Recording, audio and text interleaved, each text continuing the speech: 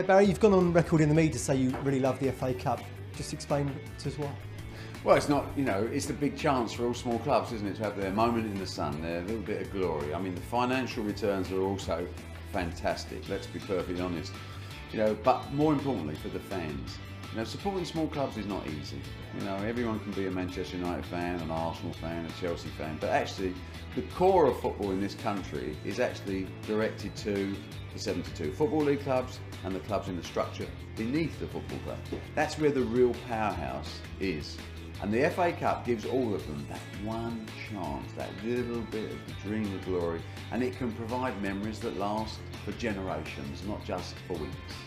Of course, the FA Cup is just one of many football competitions we have, both in Europe and domestically. How do you think it sort of rates against sort of the Champions League and competitions of that ilk? Well, the FA Cup is the biggest cup competition in the world in football, and to my mind, it's far above anything else.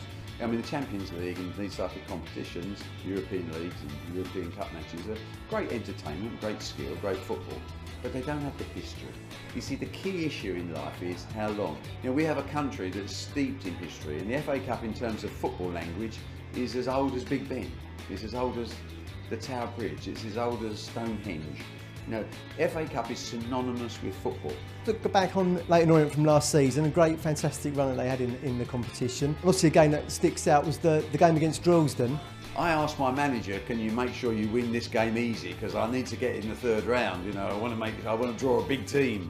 And I looked at the result in the morning when I woke up. I was actually in the middle of the Indian Ocean somewhere, and it said Leyton Orient 8. I thought, yes. Droylsden 2, yes. After extra time. What? And I think it's a record for a goal scored in extra time. The win over Droylsden meant you went into the hat for the third round. What was your thoughts when you saw you were going to Carrow Road in Norwich City?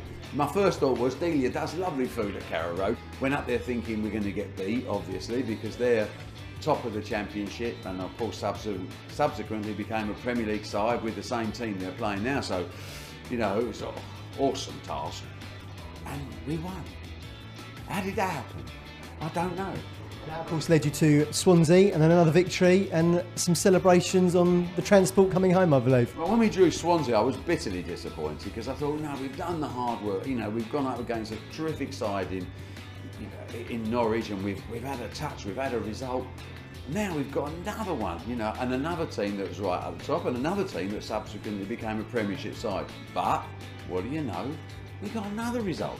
Coming home on the train, I led the longest conger in train history through the entire train. Probably had one or two sherbets too many, but what's life about? It's about celebrating. If you don't celebrate the FA Cup, you've got no chance, have you?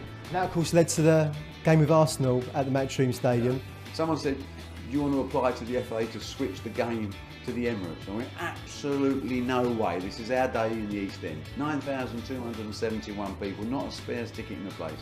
Arsenal 1-0 up. Good old Arsene Wenger, I think. No, slight tactical mistake from the genius himself. Didn't kill us off.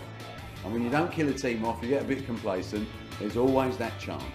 In the 88th minute, Jonathan Toure picked up the ball, threw two defenders, smashed it under Almunia's legs, and chaos erupted.